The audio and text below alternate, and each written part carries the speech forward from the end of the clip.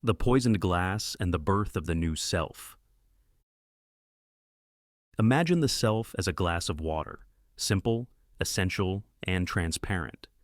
It holds everything that you are, your thoughts, your habits, your beliefs, your fears. At some point in life, however, this clear water becomes tainted. A drop of poison, a challenge, a trauma, an affliction, slips in unnoticed or strikes without warning. The poison spreads, blending invisibly with the water. It may not destroy the self at once, but it lingers, corrupting the purity that once was.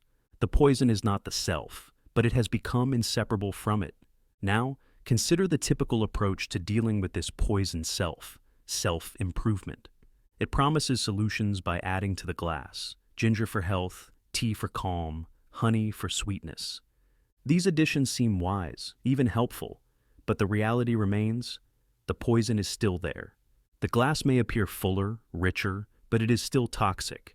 This is the great deception of self-improvement: the belief that you can fix the self by adding to it without addressing the poison that resides within. Why the current self cannot be fixed. Self-improvement operates on the assumption that the current self is salvageable, that its flaws can be masked or neutralized with effort and discipline. It suggests that more willpower, more techniques, and more adjustments can somehow create a better self. But this approach only dilutes the poison. It does not remove it. The poisoned self cannot simply be repaired or improved. Each attempt to add more merely prolongs the suffering, making the glass heavier and harder to carry.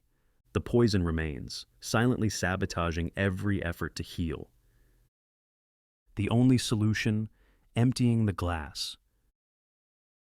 The birth of the new self begins with an act of profound courage: pouring out the water entirely. It means letting go of the poisoned self, not trying to save it.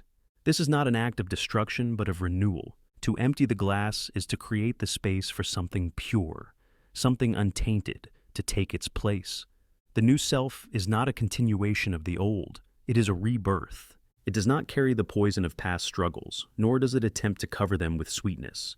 It starts fresh, with clear water that can finally support growth and true improvement. The role of self-improvement in the new self.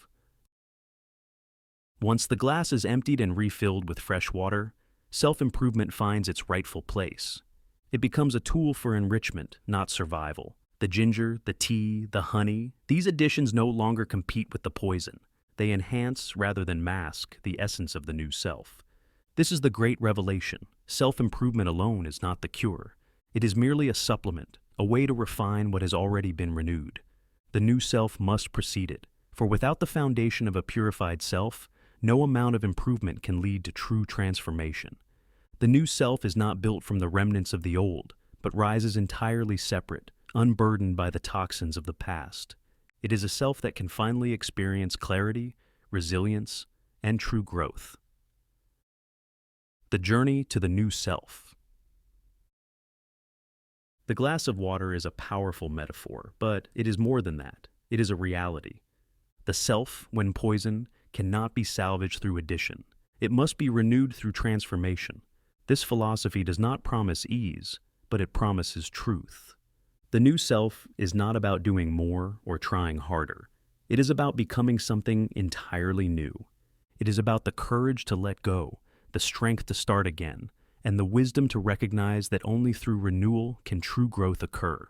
Let this be the beginning. Let the poison glass be emptied, and let the new self rise in its place. The journey starts now.